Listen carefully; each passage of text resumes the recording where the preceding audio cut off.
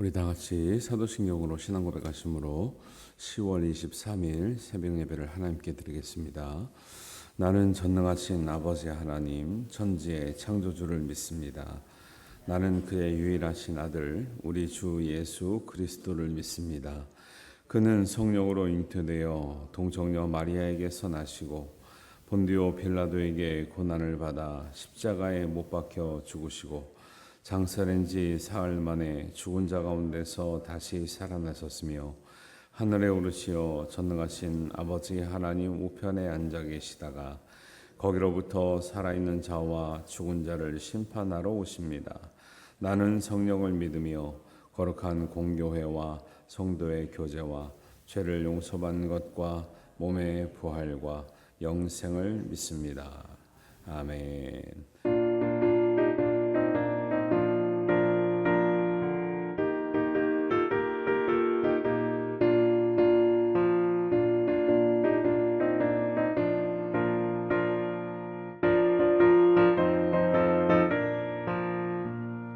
주님 약속하신 말씀 위에서 영원토록 주를 찬송하리라. 소리 높여 주께 영광 돌리며 약속 믿고 굳게 서리라. 굳게 서리 영원하신 말씀 위에 굳게 서리.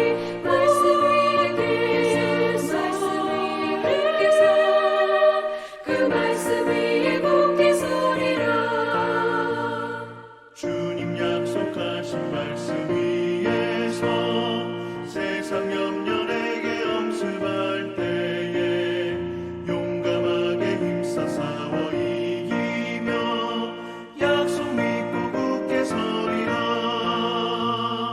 굳게 서리 영원하신 말씀 위에 굳게 서리. 굳게 서리 그 말씀 위에 굳게 서리라.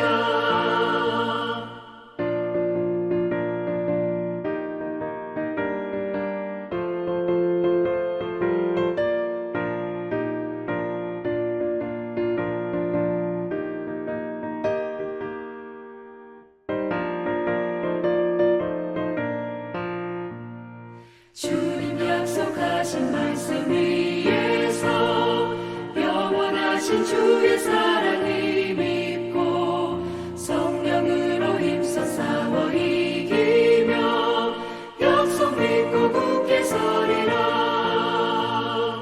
굳게 서리 영원하신 말씀 위에 굳게 서리.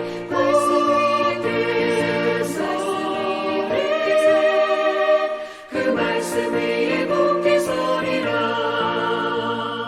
주님 약속하신 말씀 위에서 성령 인도하는 대로 해가며 주님 품에 항상 안식 얻으며 약속 믿고 굳게 서리라.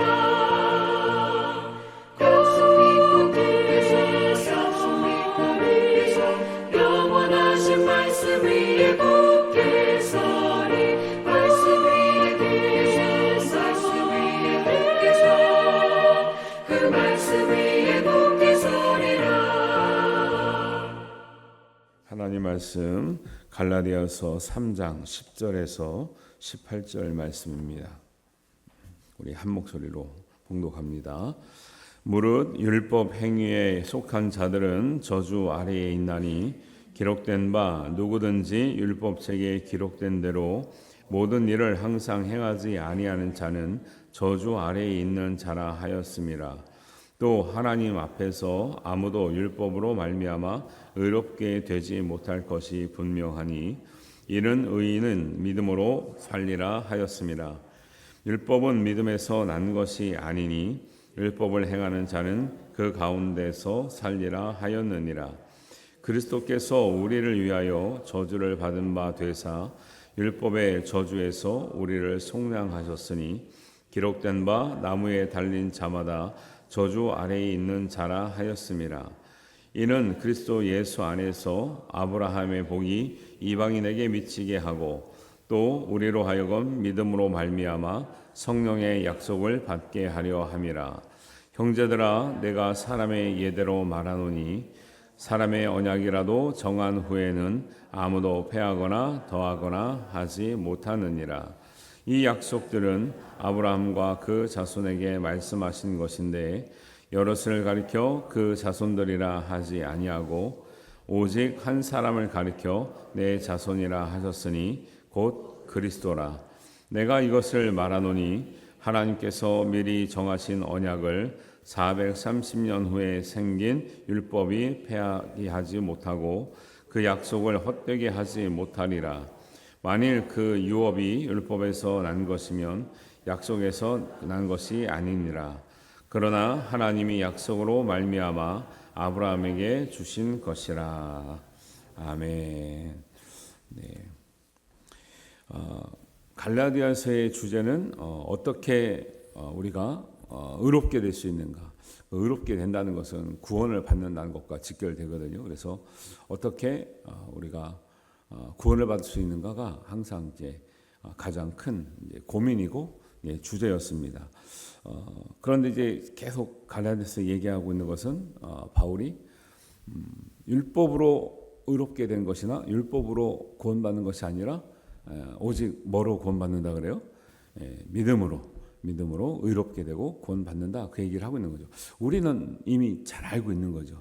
근데 이 당시만 해도 워낙 그 유대교를 믿다가 개신교로 전향을 한 사람들이 얼마 안 되니까 이게 어떤 신앙관이 정립이 안 되는 거죠.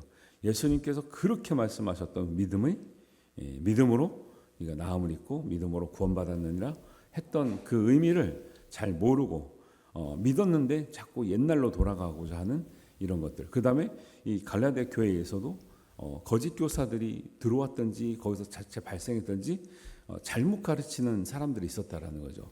율법을, 그러니까 아니 예수님의 믿음을 잘 믿고 있는데 와가지고 그것으로 충분하지 않다. 율법을 지켜야 된다. 이게 이제 제치를 안 시키고 딱 이런 거거든요. 예수님 믿어요. 근데 충분하지 않다는 거죠. 제치를 안 시키고 딱 그거예요. 작은 곤, 큰 곤이 있어요. 저번에도 말씀드렸는 것처럼. 근데 갈라디아 교회가 딱 그런 거예요. 예수님 믿는 것으로 충분하지 않다고 자꾸 얘기를 하는 거예요. 그러니까 이제 이방인이었다가 예수님 믿은 사람들이 갈라디아 교회는 이제 많았는데 혼돈이 오는 거죠. 그런데 우리가 주의해야 될 것은 오늘날도 우리가 이제 유교 문화권에 있기 때문에 이게 율법주의 같은 마음이요. 우리가 잘 맞습니다. 체질에. 그래도 뭐는 지켜야지, 이렇게 뭐는 해야지, 전통 이런 거 얘기를 많이 하잖아요. 우리도. 그래서 우리도 잘 주의해서 들어야 됩니다. 우리가 예수님도 율법을 폐하러 왔다 그러지 않으셨잖아요.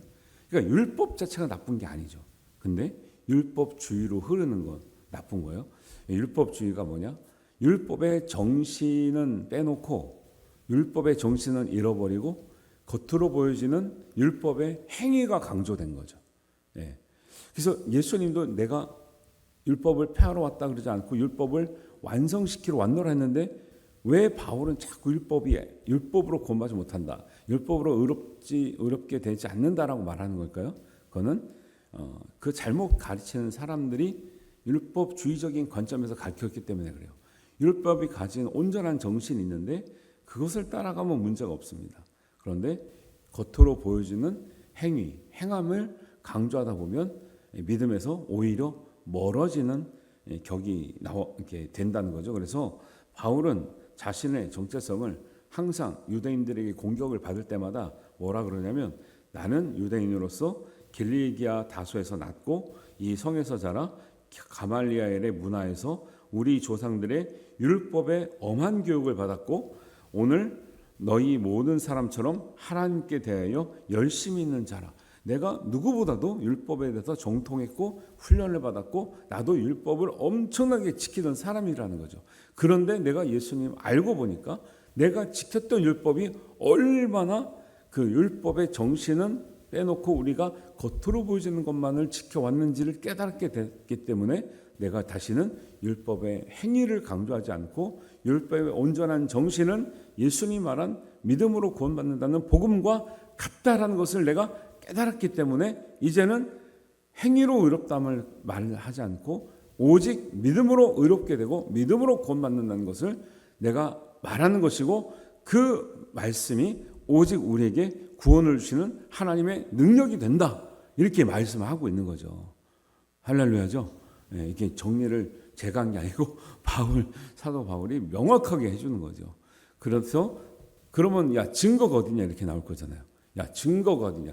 구약 성경은 다 율법 지켜라, 막 지켜라, 뭐 안 들어가면 저주 받는다 막 말하는데 어디 증거가 있느냐 하니까 바울이 뭐라면 구약 성경을 예를 조목조목 들면서, 이게 이제 구약에 정통했기 때문에 이렇게 나오는 거거든요.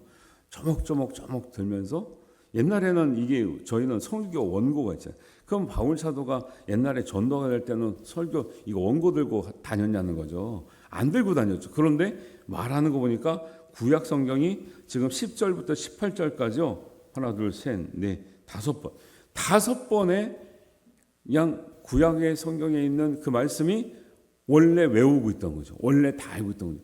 그 얘기를 5번이나 구약 성경을 인용하면서 이게 너희들 알고 있는 율법을 안 지키면 저주받는다는 뜻이 아니라 구약에 나타난 예수님의 말씀, 곧 구약도 오직 복음이 있다라는 거죠. 구약 안에서 발견할 수 있는 이 복음이 있는 것이지, 너희가 생각하는 구약은 율법을 안 지키면 죽는다라고 말하는 것이 아니다라고 말하면서, 오늘 10절에 보면 10절에 그 이제 뭐 여러분 성경에도 니은 뭐 디귿 리을 이렇게 돼 있잖아요. 그게 각주인데요. 그 말씀은 어디서 나왔냐? 구약에 근거한 말씀이라는 뜻이에요. 그러면 이제 10절에 니은을 보면 그게 밑에 내려가 보면 신명기 27장 26절이라는 말씀이거든요. 그러면 거기에 핵심은 뭐냐면 이 율법의 말씀을 실행하지 아니하는 자는 저주를 받을 것이라 했잖아요. 그러면 율법을 실행하지 않는 자는 저주를 받는데, 사람이 완벽하게 율법을 행할 수 있어요, 없어요? 없으면 그러면 저주를 받아야 되잖아요. 그런데 우리가 지금 저주받고 살지 않잖아요. 그러니까 그것은 율법의 취지 정신을 말하는 것이지, 율법 하나 안 지켜서 저주를 주시려고 그런 말씀을 써놓은 게 아니라 그런 얘기를 하는 거고, 11절에 보니까 또 하박국 2장 4절의 말씀을 인용하고 있죠. 의인은 믿음으로 살리라. 거 봐라. 구약에도 믿음으로 의인이 되고 믿음으로 구원받는 말이 여기 있지 않냐 말씀하는 거고, 12절에는요 레위기 18장 5절의 말씀을 가지고 어떻게 말하냐면 율법을 행하는 자는 그 가운데서 살리라. 율법을 행하면 산다고 했는데 사람은 온전하게 행한 사람이 여태까지 아무도 없다라는 거예요. 너희가 생각하는 어떤 위대한 선자도 율법을 완벽하게 산 사람이 없으니 이것도 율법의 행위를 말하는 게 아니라 율법의 정신을 말하는 거다 말하고 있고요. 13절에는 신명기 21장 23절 말씀하고 있죠. 나무에 달린 자마다 율법의 저주에서 우리가 속량함을 하셨으니 이제 그 나무에 달린 자마다 저주 아래에 있는 자라 하였다는데요. 그러면 근데 나무에 달린 자는 하나님께 저주를 받았습니다. 이게 신명기 21장 23절의 말씀인데 보세요. 나무에 달린 자는 저주를 받았어요. 그 나무에 달린 자가 누구예요? 예수님이잖아요. 그러면 예수님은 저주를 받았냐는 거예요. 율법으로 하면 예수님도 그러면 저주를 받은 사람이나 처럼 돼야 되는데 오히려 예수님은 나무에 달리셔서 뭐예요? 우리에게 죄를 대속해 주시고 십자가의 은혜와 사랑으로 우리를 구원하셨으니 그게 어떻게 저주냐는 거예요. 그러니까 우리도 성경 공부하다가 이렇게 문자적으로 참 물어보시는 분이 있어요. 성경에는 이렇게 돼 있는데 이게 왜 그 뜻입니까? 이렇게 물어보시니까요. 그게 의미를 알아야 되고 그 정신을 알아야 되는 거죠. 그냥 나무에 달린 자마다 저주를 받으니까 나무에 달리면 무조건 다 저주가 아니라 어떤 의미에서 어떤 의도로 어떤 하나님의 섭리 가운데 달렸느냐가 중요하죠. 그러니까 율법적으로 대입하면 예수님이 저주에 달린 사람이 되는 건데 예수님이 저주에 달린 사람이 아니죠. 저주받은 사람이 아니죠. 그러니까 봐라. 율법의 겉으로 나타나는 표현만 보면 우리가 율법으로만 의롭다함을 받고 구원을 받는 것처럼 나오지만 실제 그 의미와 뜻은 하나님의 말씀은 율법의 행위에 있지 않고 율법의 뜻이 뭐예요? 율법의 뜻이 복음이에요. 율법의 뜻이 믿음이라고요. 믿음에 있다라는 것을 구약 성경을 치고 원고도 없이 바울이 뭐래요? 신명기 27장 26절, 하박국 2장 4절, 레위기 18장 5절, 신명기 21장 23절을 줄줄줄 대면서 이렇게 막 증거를 하니까 사람들이 꼼짝을 할 수 있어요, 없어요? 못하는 거죠. 그러니까 전체적으로 말하면 다 지금 구약 성경을 얘기했죠. 왜냐하면 이 당시에 신약 성경이 없었으니까. 그러니까 우리가 여태까지 하나님 읽고 배웠는데 그 말씀은 결국 복음이다, 믿음으로 의롭다 함을 받는다는 뜻이 구약의 말씀이다 라고 말을 하는 거죠. 그러니까 여러분 구약 성경 보면서 구약은 율법이구나, 신약은 복음이구나 이렇게 말씀하시면 안 되고, 표현이 율법으로 돼 있는 것이지 구약 안에서도 복음이 있다라고 깨달아야 될 줄 믿습니다. 이런 게 바울이 증명을, 그러니까 바울 같은 사람을 쓰는 거예요, 하나님이. 왜? 이렇게 설명을 못하면 사람들이 이해를 못하고 이렇게 복음을 설득할 사람이 없는 거죠. 바울 정도 유대에 정통하고 율법에 정통하지 않으면 바리새인 율법사 이상으로 정통하고 있거든요, 바울이. 그래서 이런 얘기를 하고 있는 거죠. 그래서 이렇게 우리가 잘못 알고 있는 율법주의가 그렇게 율법대로 그냥 표면대로 되는 것이 아니라 이렇게 저주를 받은 것처럼 모양새는 그렇지만 우리는 실제적으로 14절에 보니까 예수 그리스도 안에서 어떻게 됐다는 거예요. 우리가 아브라함의 복이 이방인에게도 미쳤고 또 우리로 하여금 믿음으로 말미암아 성령의 약속을 받게 하려 함이라. 할렐루야. 예수님이 저주받은 것이 아니라 오히려 그 예수님을 통해서 우리가 아브라함의 약속하신 복도 받았고 또 믿음으로 말미암아 성령의 약속도 받게 되었는데 어떻게 너희들은 율법을 그렇게 해석을 하냐는 거예요. 그러니까 율법도 우리가 정신을 따라가고 의미를 따라가면 정말 예수님이 전할 모든 복음 말씀이 다 녹아져 있는 말씀인 것을 알고요. 우리가 구약을 읽더라도 율법주의에 빠지지 마시고 복음에 입각해서 우리가 잘 은혜 받을 수 있게 되기를 바랍니다. 이렇게 얘기했고요. 그래서 우리가 아브라함의 복이 우리도 이방인이잖아요. 우리 이스라엘 사람 아니니까 아브라함의 복을 누리고 있는 줄 믿습니다. 성령의 약속을 받고 있는 줄 믿습니다.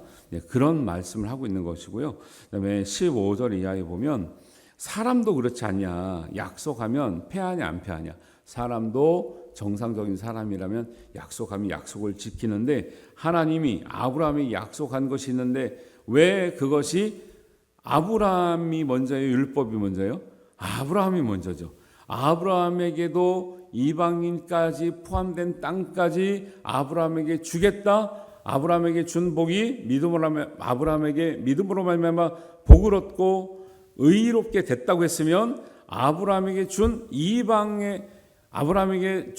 땅에 이방인이 포함되어 있으니 그들도 믿음으로 의롭게 되는 것이 마땅하다고 약속하셨는데 430년 뒤에 기록된 율법이 어떻게 하나님이 아브라함이 약속한 것을 깰 수 있느냐 이 얘기를 하는 거예요. 맞죠? 근데 우리가 이거를요, 제가 사실은 반복하고 있는 건데 성경 읽을 때는 이렇게 눈에 안 들어오잖아요. 근데 들으면 그 얘기가 이 말씀인가? 다시 보게 되는 거죠. 이런 얘기를 하고 있는 거죠. 그러니까 그것이 없으면 보세요. 우리도 이방인이 아니에요. 우리도 이방인이죠. 우리도 아브라함의 복을 누리고 있습니다. 성령의 약속을 받고 있습니다. 이렇게 되는 거죠. 만약에 이게 율법주의로 갔으면 우리도 의롭게 못 되고 우리도 아브라함의 복을 못 누리고 우리도 성령의 약속을 못 받는 거죠. 그러니 얼마나 그 거짓 교사들이 잘못 가르치는 거예요. 그렇게 이방인에게는 율법을 지키지 않으면 안 된다 그걸 말하면 우리도 뭐 지금 유대주의를 따라서 뭐 할례 받는 것도 아니고 무슨 정결 예식을 따라가는 것도 아닌데 우리도 해당이 안 되겠죠. 그래서 18절에 보면 만일 그 유업이 율법에서 난 것이면 약속에서 난 것이 아니니라라는 거예요. 유업이라는 게 율법의 어떤 이제 그런 이제 전통을 말하는데 이것이 율법에서 난 것이면 하나님의 약속과는 안 맞다라는 거예요. 그러나 하나님이 약속으로 말미암아 아브라함에게 주신 것은 모든 자손에게 해당되니 우리가 믿음으로 의롭게 되고 믿음으로 구원받는다는 말씀을 확신하는 것이 옳다라고 이제 구약 성경에 입각해서 다 증거를 대주는 거죠. 그러니까 구약 성경은 그래서 예수님의 말씀을 뒷받침하고 있는 거지 예수님과 상반되는 게 아니에요. 예수님 오셔서 계속하는 말씀이 뭐냐면 너희는 구약 성경을 이렇게 들었으나 나는 이렇게 말한다. 확장된 복음을 얘기하는 거죠. 너희는 살인하는 자마다 사형에 해당된다고 들었으나 너희는 그러면 살인만 안 하면 된다고 생각하지만 나는 너희에게 말한다. 진짜 율법의 뜻은 형제를 미워하는 자마다 살인한 것과 같다라고 말하는 거죠. 복음의 그 율법의 정신은 원래 예수님이 말씀하신 것과 다 포함되고 있는데 사람들은 겉으로 보이지는 것만 딱 가지고 나 살인 안 했으니까 나는 괜찮아 이렇게 생각해요. 예수님 말씀은 미워하고 가까이 있는 사람 보고 미련하다고 말하고 바보라고 말하고 형편없다고 말하는 것도 살인하는 것과 같다. 이게 차원이 다르잖아요. 살인 안 해서 괜찮은 것과 미워하고 내가 함부로 말하고 비하하는 거 이것까지 다 살인에 포함된다 말하면 이거 큰일 나는 거죠. 우리도 한두 번은 그러 본 적이 있는 거잖아요.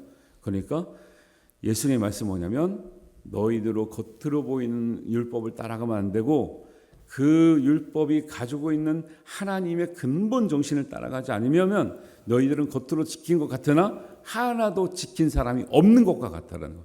그래서 율법으로 보면 그 정신에 있어서는 아무도 완벽하게 지킬 수 없다라는 거예요. 겉으로는 지킬 수 있는 것 같은데 속 그 의미로는 지킬 수가 없으니 그것으로는 구원받고 의롭다 되지 않고 오직 예수님을 믿음으로 하나님의 아들을 믿고 내가 내 죄가 용서를 내 힘으로 내 의로 내가 뭘 지켜서 받는 것이 아니라 예수님의 십자가의 공로로 받게 된 것을 믿으면 나는 부족한데 하나님이 예수님을 그 믿는 믿음을 의롭다고 여겨주겠다라는 거예요.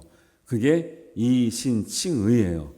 로마서와 갈라디아서 신약에서 예수님이 전하셨던 말씀을 제자들이 들을 때 예수님이 전하셨던 그 믿음의 복음이 뭐라고 표현될 수 있을까? 믿음으로 말미암아 의롭다 여김을 받는 거죠. 내가 의로워진다기보다는 여김을 받는 거예요. 그래서 이신칭의 말씀이 이 복음서와 그 다음에 서신서의 핵심 그 교리가 되고 있는데 교리라는 거는 믿음의 원리를 정리해 놓은 것이 교리지 뭐 다른 게 아니에요. 이 교리를 모르면 사실은 우리도 휘청휘청거리는 거죠.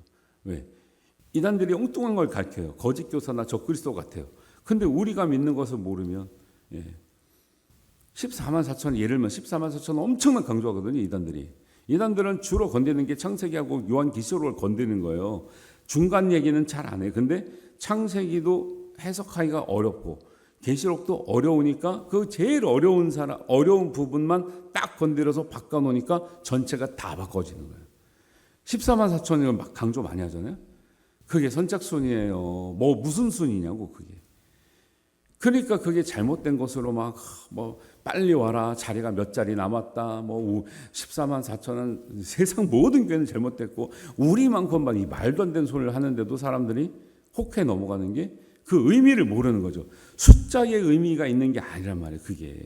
그게 하나님의 두 가지 측면이 있는 거죠. 예를 들면 그런 것도 정말 12지파가 12,000명씩 모든 지파에게 구원을 주신 하나님의 은혜. 모든 지파는 우리의 모든 세계 사람들은 하나님 모든 지파에 속해 있을 수 있는데 그 모든 지파가 하나님께 구원을 받을 수 있는 하나님의 완전한 은혜를 말하면서도 정말 하나님께 예수님을 위해서 희생하고 헌신하고 한 사람들은 정말 소수처럼 보일 수 있다라는 양면의 의미를 가지고 있는 거거든요. 10만 4천이면 지금 인구수에 비해 보세요. 얼마나 작습니까? 근데 여태까지 예수님 믿었던 숫자에 비하면 얼마나 작아요. 그러면 그 소수만 들어갈 수 있냐고요. 나중에 기회가 되면 하는데 예루살렘에 이제 그 사이즈가 요한계시록에 나오거든요. 그게 지구의 6분의 1 수준인데요.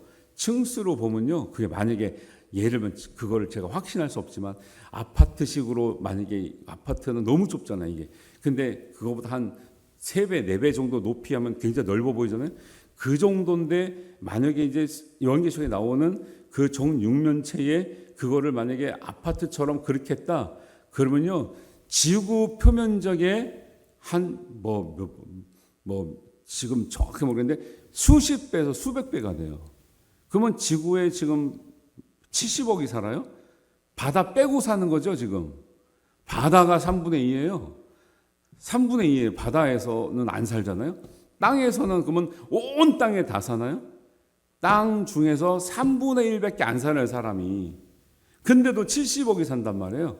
근데 예루살렘을 만약에 그게 층수로 해가지고 그게 이제 큐빅처럼 쫙 펼쳐진다? 지구의 수십 배가 되거든요.